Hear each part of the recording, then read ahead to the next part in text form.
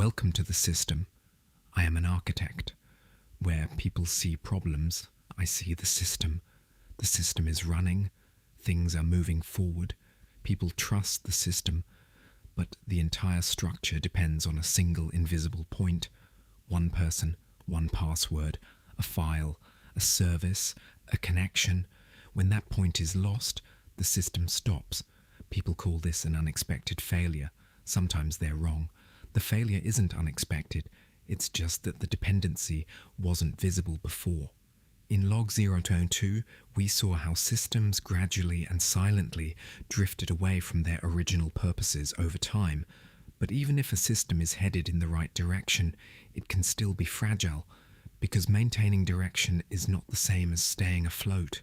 A structure can operate smoothly, but if the entire workflow resides in a single person's memory, the system is only as resilient as that person. If the password for a single account is known only to one person, access depends on that person's existence. If data is stored on only one device, its lifespan is limited to that of the device. If a process passes through only a single service, all activity is at the mercy of that service's silence. This is how an invisible support is formed. The system places its entire weight on a single point. As long as that point remains strong, no problem is apparent. People assume the structure is sound, but stability isn't understood when nothing goes wrong.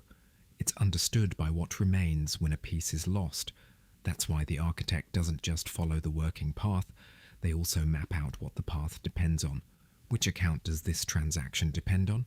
Whose knowledge does this decision depend on? Is there another copy of this file? If this service goes down, which process will stop? If this person doesn't come in today, who can take over? These questions aren't asked to instill fear, they are asked to make the truth visible. Because dependency isn't always a bad thing. Every system relies on something else. The problem isn't the reliance itself, but not knowing what it relies on. An architect doesn't try to eliminate dependencies, they make them manageable. However, some dependencies become hidden over time. In the early days, one person sets up the process. They know every detail. When a problem arises, they solve it. Then the system grows. New people join, new tools are added, but the knowledge remains in the same mind. In reality, the structure rests on the shoulders of a single person. When that person gets tired, the process slows down. When they take time off, questions pile up. When they leave, the past is lost. People come to see that person as indispensable. The architect, however, sees that the system is flawed because a person's value is not the same as the system's dependence on them. Good architecture does not render the person insignificant. It frees them from the burden of being indispensable. It shares knowledge. It makes decisions transparent. It ensures access can be securely transferred. Thus, the individual retains their expertise, yet the system does not go blind in their absence. The unseen support is not just the individual. An API, a supplier, a payment method, a server, an internet connection, a domain name, a license. Each of these can bear the weight carried by the system. The architect looks not only at the core process, but also at the layers that support it. A store may be open, but if the payment system isn't working, there are no sales. An application may be robust, but if the identity service isn't responding, users can't log in. A team may be ready, but if the necessary data is locked in a single file, decisions cannot be made. Large systems sometimes grind to a halt because of small details, because fragility is measured not by size, but by the scope of its impact. If a problem at a single point can bring the entire structure to a halt, that point is not a detail, it is the center of the architecture. But the system often only realizes this after it's too late. A service goes down, a device breaks down, an employee leaves, an account gets locked.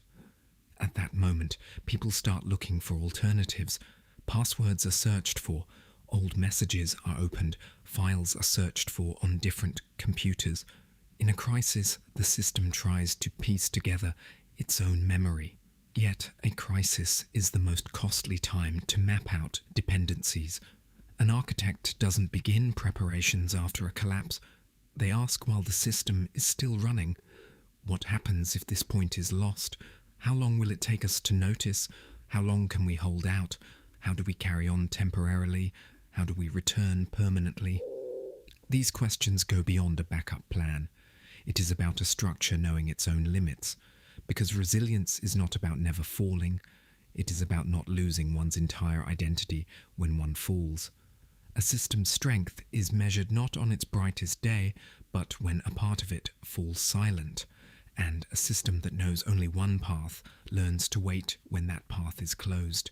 Knowing what a system depends on does not eliminate its fragility, but it makes it visible. The architect first identifies the dependencies, then measures the weight each one carries. When this point fails, which processes come to a halt? How many people are affected? How long does it take for the damage to become apparent? Is there a temporary workaround? Can the information, access, or authority be maintained elsewhere?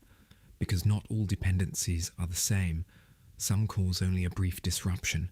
Others bring the entire system to a halt. A printer not working carries the same weight as the payment infrastructure going down. An employee being on leave is not the same risk as the sole person with critical knowledge leaving. An architect measures the impact of an outage, not the number of backups. People often mistake resilience for having two of everything: 2 servers, 2 files, 2 people. But if 2 copies rely on the same error, account, or provider, there is really only a single point of failure. 2 servers in the same data center can both go down at the same time. 2 people carrying the same information can both hold the same flawed assumption. Apparent redundancy is not always true redundancy. An architect doesn't just ask how many there are. They ask why they might all disappear at the same time. True resilience requires different failure paths. When the primary path is cut off, the secondary path must not lead to the same dead end. That is why an alternative is not a copy. It is an independent means of continuing. When the main connection is severed, another connection can take over. When a service does not respond, the operation can be placed in a safe queue. When a person is unreachable, a documented process and a proxy can take over. However, an alternative path is not reliable if it is only remembered in a crisis. The architect tests it in advance, because an untested backup is nothing more than a hopeful assumption. Does the file actually open? Is the backup system up to date? Does the designated representative know what decision to make? Can the temporary method sustain the required duration? No, these questions are answered through drills, not with a plan on paper. Another layer of resilience is information. A process may be documented, but if the document is outdated, cannot be found, or is understandable only to the person who wrote it, the information is still concentrated in a single point. The architect views the document not as an archive, but as a working tool. It must be transparent, it must be up to date, it must be available when needed, and it must be implementable by others, because information is not shared simply by being written down. It is shared only when someone else can act on it correctly. The same applies to authorization. A backup person may know the process, but if they don't have the necessary access, the system still grinds to a halt. If access is granted but the boundaries are unclear, security is compromised. The architect does not pit continuity against control. Who can step in under what circumstances? What actions can they take? For how long? How is authorization revoked once normal operations resume? This ensures that passwords aren't shared randomly during a crisis. Temporary access doesn't turn into a permanent shadow. However, setting up a full backup for every point isn't the right approach either. Some systems proliferate out of fear. Copies of everything are made. Another service is added for every service. Then resilience turns into complexity. More parts require more maintenance.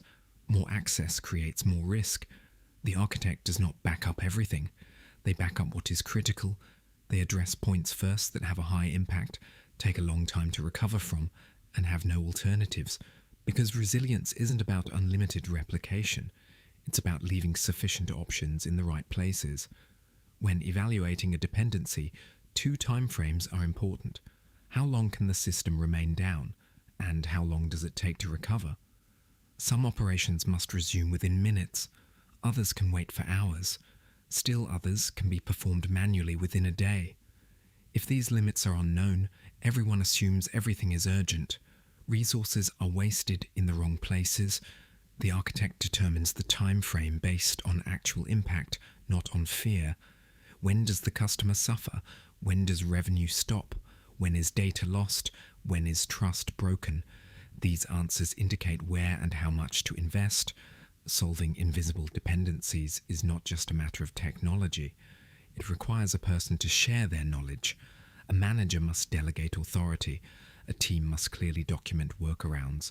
An organization must make indispensable processes visible rather than relying on indispensable individuals, because systems that rely on heroes appear strong.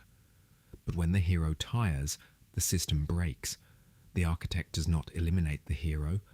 Instead, they establish an order that does not rely on heroism. True resilience is not believing that nothing will go wrong. It is knowing what can go wrong and how to carry on when it does.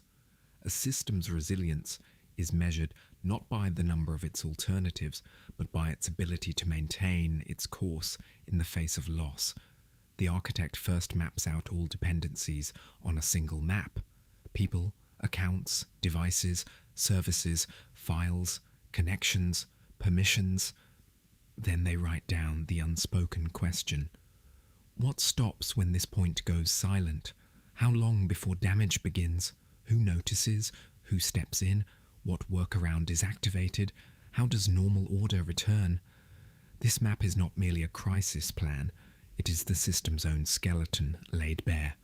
Because if a structure does not know what it rests upon, it does not know its own weight either. An architect does not apply the same solution to every critical point. Some data is backed up, some permissions are transferred in a controlled manner, alternative routes are prepared for certain services, some processes are queued, others are safely halted. Resilience is not about continuing under all circumstances. It is also about knowing when not to continue. The architect does not view continuity as blind persistence. They view it as action that recognizes its limits. Every alternative path has a trigger condition. When will it be activated? Who will approve it? How long will it be used? Which records will be compared when the normal system returns? Because temporary paths can turn into permanent shadows. The crisis ends, but the access that was opened does not close. Manually maintained records are not processed into the main system. Data coming from the backup path is forgotten. The system continues, but reality is split in two. The architect designs the recovery path from the very beginning, because getting back on your feet isn't just about restarting the service. It's about reconciling the activities that occurred during the outage into a single reality. Which transactions were completed, which are pending, which might have been performed twice, which data has changed, which access should be revoked. Recovery is not considered complete until these questions are answered. People mistake taking backups for assurance, but a backup that cannot be restored is merely stored hope. The architect tests the recovery, not the copy. Does the file open? Is the data up to date? Are the keys accessible? Does the recovery time align with actual needs? If a backup has never been tested, its existence is not proof. It is merely good intentions. The same applies to people. A deputy may have been appointed, but if they have never executed the process, they're just a name in a crisis. The architect delegates competence, not just information. That way the second person doesn't just read what needs to be done. They also understand why the system works that way, because the document explains the steps. Experience, however, explains the weight of the decision. Resilience must be tested regularly. A backup is restored. In the absence of one person, the process is carried out by someone else. The goal is not to strain the system, it is to test the assumptions against reality. Deficiencies discovered during a drill are inexpensive to fix. Shortcomings discovered during an actual crisis, however, consume time, money, and trust. The architect does not simply record the test result as pass or fail. Where was the delay? What information was missing? What authorization was lacking? Which step was still dependent on a single person's memory? This way, the system isn't just redundant, it learns its own vulnerabilities. The architect selects what's critical. The impact is significant. Recovery takes a long time. There are few alternatives.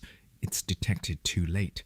If these characteristics converge, that's where the priority lies. You don't have to rebuild your entire system today. Choose a single point that could bring you to a halt.